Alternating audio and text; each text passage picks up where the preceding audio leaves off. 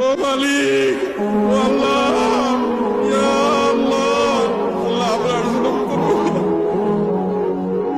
আল্লাহ আমরা আর জুলুম করবো না, আল্লাহ আমরা আর গুনাহ করবো না।